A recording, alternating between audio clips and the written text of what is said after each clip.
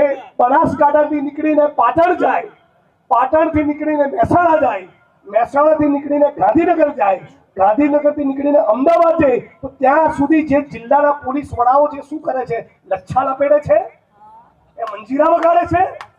Suspend કરવાની વાત આવે, એક્શન લેવાની વાત આવે ત્યારે કોન્સ્ટેબલની વિકેટ પાડવાની, અને હપ્તો કમાવાની વાત આવે તો 50 લાખ કરોડ 2 કરોડનો હપ્તો જિલ્લા પોલીસ વડાએ ખાવાનો. આની સામેની અમારી લડાઈ છે.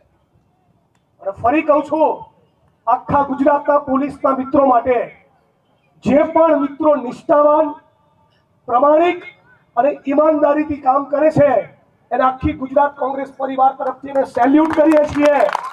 પણ જે લોકો દારૂ, જુગાર અને ડ્રગ્સમાંથી કમાય છે, એવા ભ્રષ્ટાચારીઓના તો પટ્ટા ઉતરવા જ જોઈએ.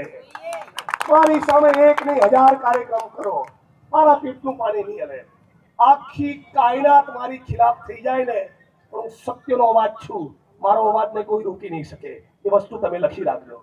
અને એટલું જ નહીં, આ ડ્રગ્સના મુદ્દે તમને બધાને વડીલ મિત્રોને ખાસ કહેવા માંગુ છું, આજની તારીખે તમે તમારા શહેરના મોહલ્લામાં, તમે તમારા ટાઉનમાં, તમારા તાલુકામાં, તમારા ગામમાં મીટિંગો કરી, સમાજના મેળાવડા કરી, ડ્રગ્સના દૂષણની સામે નહીં બોલો તો આવતા 5 વર્ષ પછી, 10 વર્ષ પછી આપણા ગુજરાતે પસ્તાવાનો વારો આવશે.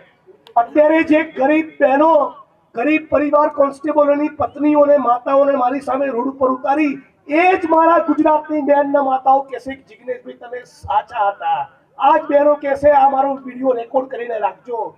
એવા ડ્રગ્સ, કેમિકલના ખતરનાક કેમિકલ ડ્રગ્સ એવા આવી ચૂક્યા છે કે માણસ સોમ, મંગળ, બુધ, ગુરુ 4 દિવસ લે ને તો 5મા દિવસે પોતાની માનવ ગળાનો દોરો તોડીને પણ ડ્રગ્સ ખરીદવા જશે. એટલી ભયંકર પરિસ્થિતિનું નિર્માણ થયું. દારૂનું વ્યસન, દારૂની બધી કદાચ છૂટી જાય, તમે એનું રિહેબિલિટેશન કરો, પણ ડ્રગ્સની ચુંગાલમાં એકવાર માણસ ફસાયો પછી એ પતી ગયો. એ દીકરાને કે દીકરીને તમારે ભૂલી જવા પડશે. એટલા ખતરનાક આ ડ્રગ્સો છે.